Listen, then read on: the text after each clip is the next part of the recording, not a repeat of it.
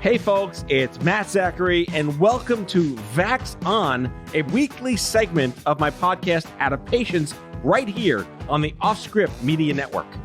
Hey, I'm Elura and I'm a lawyer, a journalist, a mom of a teenage narcoleptic, and a professional big mouth. Lou and I go back 30 years as best friends, and we're here to have fun and bring you a layperson's guide to what the hell just happened this week in healthcare as America gets its vax on and shows COVID the door. Matt gets me. He knows I'm tired, annoyed, and sometimes pushed to the brink by the intense chaos of our lives right now. We're here together to learn, complain, and include you in the conversation. So join us on Twitter at VaxOnPod and share your stories and grievances using the hashtag VaxOn. Conspiracy theorists and haters shall be neutralized on sight. All right, Matt, let's get at it.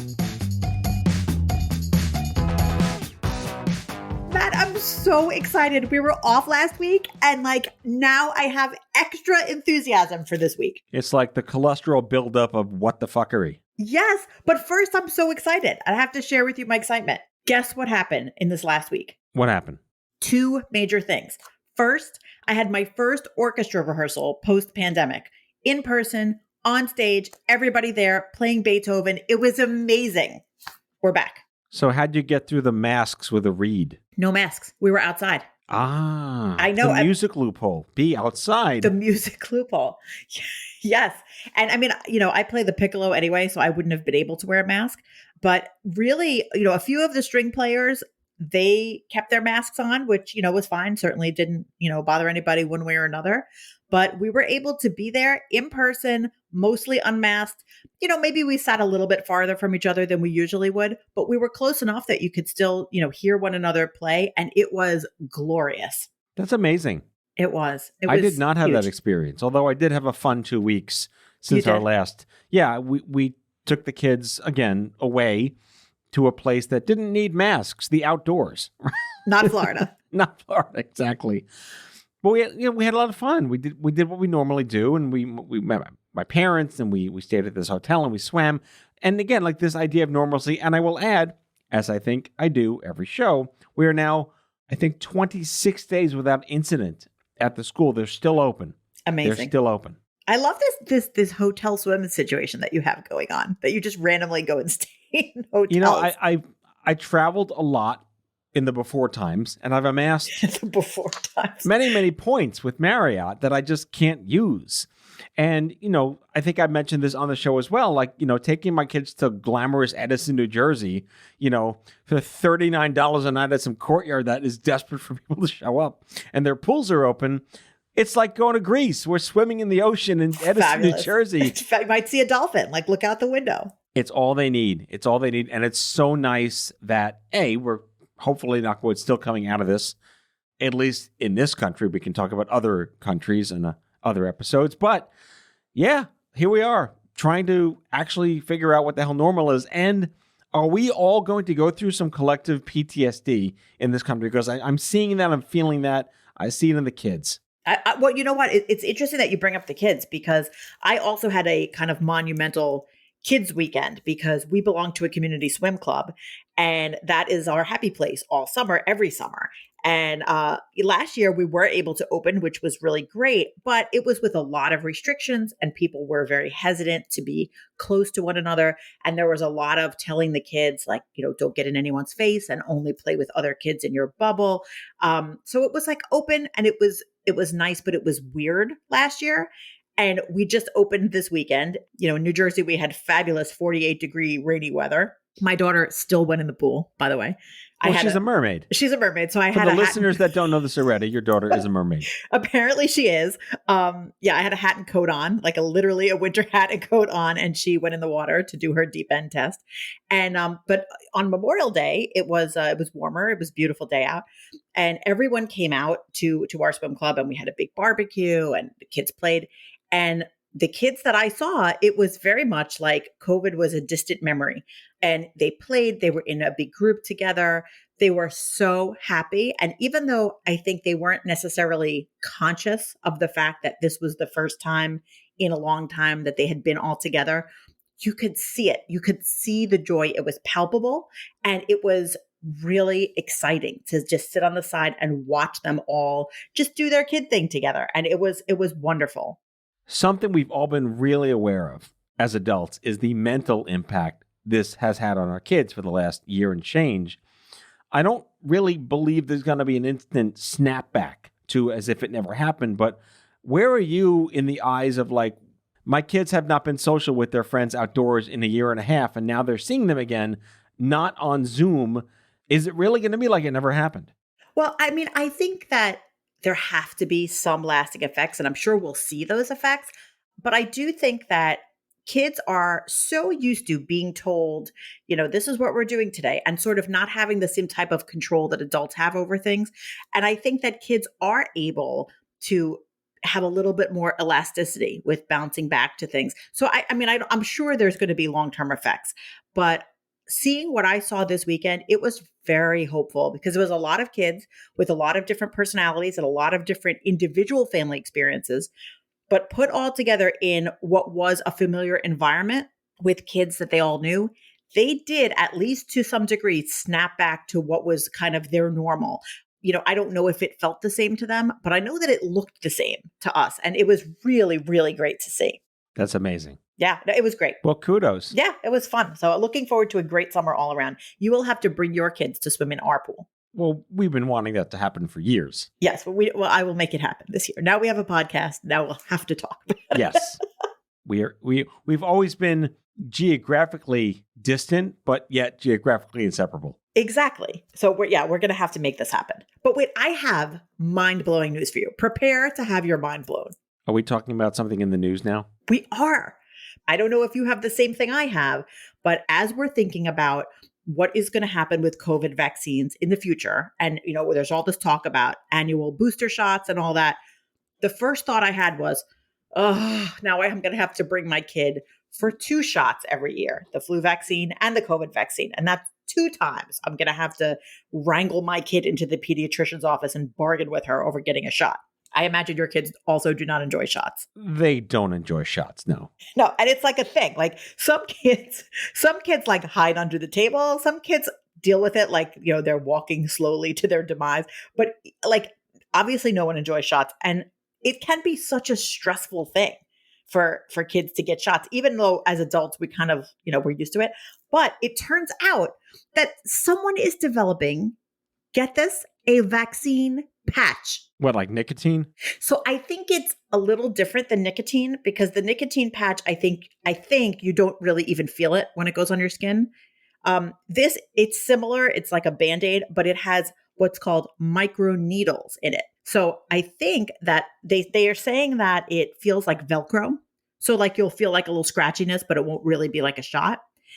And what they are little teeny tiny micro needles made out of silicone that deliver the vaccine into your skin.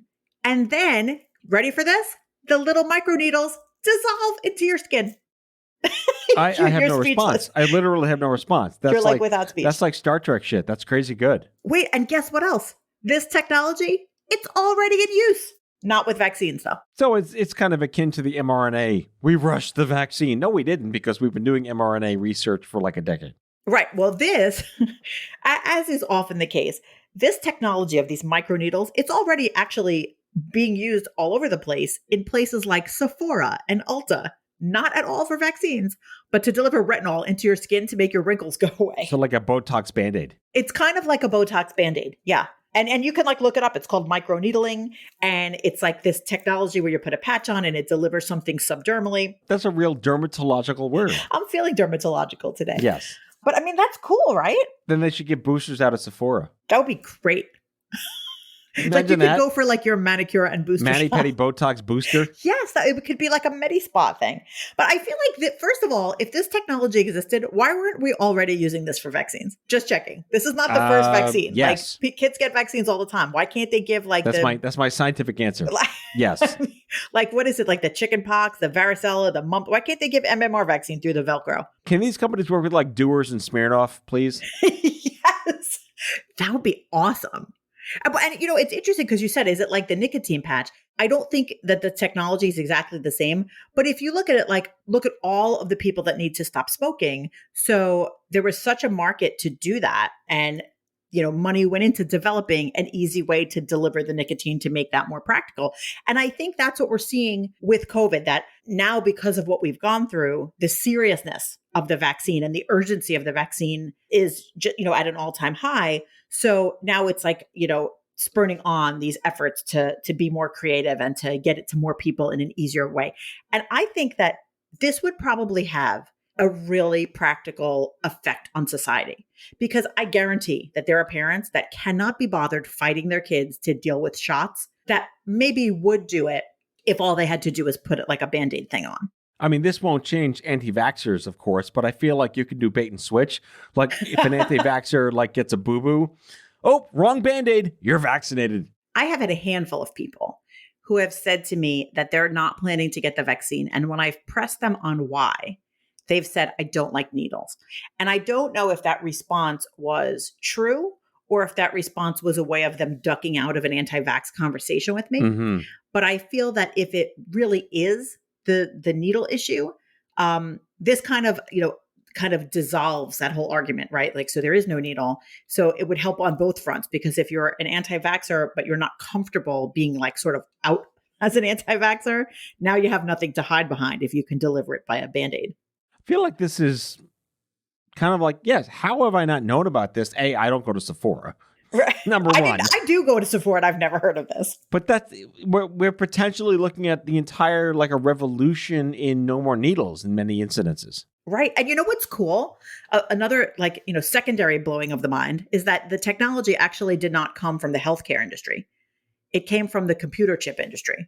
Are we implanting shit in us that I don't yet know about that dissolves on our arms? I mean, could be. Somebody call Bill Gates, ask him.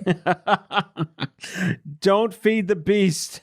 I sort of feel like if they can deliver shit like through my skin like that, where I won't even notice it, can they just do everything that way? Can they do like vitamins? And how about water? Because I never drink enough water. Can you just work that out with a patch? It's a big Band-Aid to throw on your arm there. I don't know, but figure it out. Like if they're You're like dissolving, dragging behind a water tower behind you with this Band-Aid on your arm. I sort of feel like if they can figure out silicone microneedles that dissolve in my skin without me noticing it, like they can find a way to get me to drink 64 ounces of water a day without needing to actually drink it. It just sounds awesomely terrifying. And yet terrifyingly awesome. Yeah, right. Exactly. I told you, your mind is blown, isn't it? Pretty blown, for sure.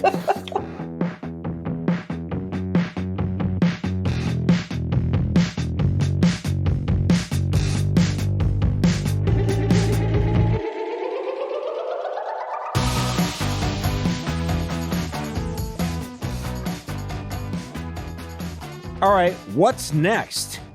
I have more mind-blowing information for you. I mean, that was Band-Aids that dissolve in your arm. That's pretty mind-blowing. That's like crazy Star Trek shit. Yeah, no, this is mind-blowing in a totally different way. So, you and I are both very sensitive to the idea that there is like massive scale bullshit going on out there in the ether, right? Like there's hoaxes, there's people who think they're going to inhale proteins and all kinds of crazy shit. We've talked about that ad nauseum on this show because it's just too damn entertaining. Exactly. Here's one, though, that I 100% fell for, and it turns out it's false. So do you know all of those people out there that have been getting pandemic pets? Yeah. And they're all named Fauci. Every dog actually, is named Fauci. So, I mean, I personally know at least 5 or 6 people who have gotten puppies during the pandemic. And I've heard lots of anecdotally other people who have gotten pets.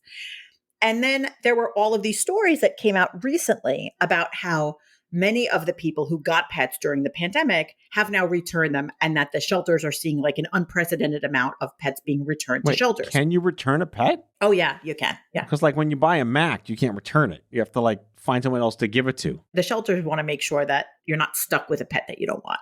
So this sounds horrifying. It sounds terrible. The entire thing is false. The entire thing. So this idea that more people than ever before have adopted pets during the pandemic, totally false. In fact, the amount of people who adopted pets during the pandemic was down 20% in 2020 for dogs and Where down does 11% data like for this come from? Well, the thing is, I mean, Petco? Like, who has these trends? it's like crazy. But it was so weird because I knew people that adopted pets during the pandemic, and it sounded totally reasonable that people would, they were alone, they were home, and they got pets. Like, it made perfect sense. Turns out the data does not bear it out. Less people than ever have adopted pets this year. Apart from that, there is no evidence that people are returning pets any more than usual. So we all got pet pandemic punked. Yeah. And it's like total bullshit. And major newspapers like USA Today reported, they had a headline that said, like, everyone's returning their pandemic pets. So the New York Times actually did an investigation to see if it was really true. And they called all these shelters, they did all this research, and the whole thing was nonsense. What would be the point of saying this? It doesn't seem like it's something that would matter if you're going to fake it. If you're going to fake it, at least say aliens invented this, and the Bill Gates stuff is ridiculous. But at least you could attach some level of origin to why that would matter to people. No, I don't think it was purposeful. I think it was lazy journalism, because it sounds like what happened is people who wrote these stories about the pandemic pets, they just called like a shelter. And, maybe they called a shelter in like Manhattan, where there were more people than usual adopting pets. And they just like forgot to call a shelter in, Idaho to see if they were having the same exact result. And my guess is that it probably is highly regional. Like if you have people in big cities who were stuck in apartments, like in New York, there were people that were absolutely stuck in their apartments for a year. Maybe there were more adoptions there. But then when you go into other parts of the country where people weren't so shut in, you had even less adoptions because the pet centers themselves were closed. So, I mean, I assume it's maybe in different pockets of the country, there were different results. But as a whole, it's really like an urban myth that everyone adopted a puppy and now everyone's giving it back. Neither one of those things is true. Kind of makes you wonder what they did with all the puppies when the shelters closed. Well, I remember seeing, at least on my local social media feeds, I remember seeing shelters say that they needed help because the shelters were closed and could someone take them home. But I think also they didn't get in, like wherever. I have no idea what the origins of shelter the dog breeding universe or something. I also just saw, I went to the movies for the first time this past weekend in 18 months, and I saw Cruella, which was amazing. Speaking of dogs that get skinned, really, yes, a great way to set up a character who's going to skin dogs one day. She has a fantastic backstory. Go see it. It was so good. But I mean, I don't know. I don't really know about the supply chain of dogs. You kind of want to believe it because it makes sense that, people are going through a real isolation crisis and a social anxiety to the extreme experience, and it's not good for anyone. Get a pet. Why not? It's therapy. I think I think the reason that there was all this misinformation is because it made sense. So people just sort of assumed it was true. Turns out, not so much. See, I'm on the record saying the only thing preventable is pet ownership, and I guess even a pandemic can make you not get a pet, says me. No pet. Yeah, I mean, you remember in the beginning of the pandemic, everyone, like for the first 2 weeks, everyone was saying there's going to be 1 million babies born. Yes. Everybody said there's going to be. And then someone finally said, no, there's only going to be a lot of first children born. Anyone who already has children at the time of the pandemic is definitely not having any more during the pandemic. That is astutely accurate. But I wonder, like people joked about it, but I think people did believe it, that there would be like a baby boom 9 months after the initial lockdown. I wonder if that really happened. I suspect it did not, because people were so traumatized that I doubt a lot of people were choosing this as a great time to start a family. We can only find out what the future holds in the future. But it's already 9 months past the lockdown. So that future is in the past, isn't it? I can't think anymore. What day is it? November 5th, 1955. My flux capacitor stopped fluxing a long time ago. Exactly. Hey, yo! On that note, here's some ads.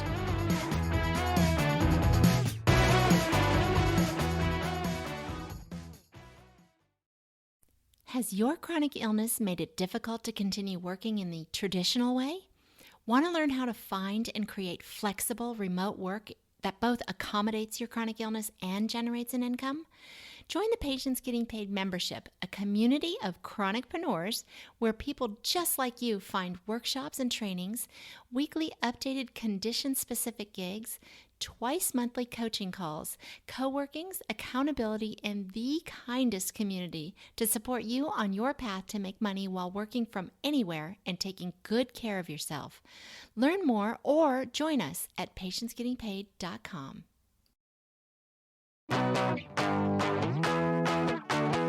All right, we're back, and I really love digging into conspiracy theories, especially in COVID, because there's so many of them. But it turns out that there's something here that may not be a conspiracy theory, and yet it's spiraling into reality in the science world. What are we talking about? So we're talking about the origin of COVID. Now that we're on the road to recovery, we're just going to take a minute to look back and find out what the fuck happened? How did this even happen in the first place? And it sounds like no one's really sure if it was the bat, of lore, or if it was the wet market bat. The wet market bat. Or did I tell you my daughter wanted to be a bat next Halloween? No. I was like, please don't be the... We going back to the mermaid animal thing with her? I was like, please don't be the COVID bat. That's really creepy. That would be a great Halloween costume. When is that going to be not too soon to be the COVID bat? Or to have a joint costume like the bat and the COVID Oh, God. not okay. Sorry, that's terrible. This Halloween's going to be fucked up. Our end of non sequitur. Sorry. The COVID bat was the reason. We knew that. And now Did we it's though? not. I don't know. I don't know. You want to believe. You want to believe. Do I want to believe it? I don't know, because basically we thought it was the wet market bat. Now scientists have been looking into what they're calling the lab leak theory, and that theory is that scientists in China were working on coronavirus research, and that accidentally there was a leak from the lab, and that several of the scientists got sick, and then that was kind of ground zero for the pandemic. Now, scientists have said, sure, that's possible. It could have happened that way. Now, that doesn't mean it did happen that way, because it also could have happened from the bat or some other zoonotic event. Gesundheit. Yes. So, it could have been that, because viruses do jump species like that. So we kind of know how it could have happened, but we don't know how it did happen. So, I guess it's important to know how it did happen.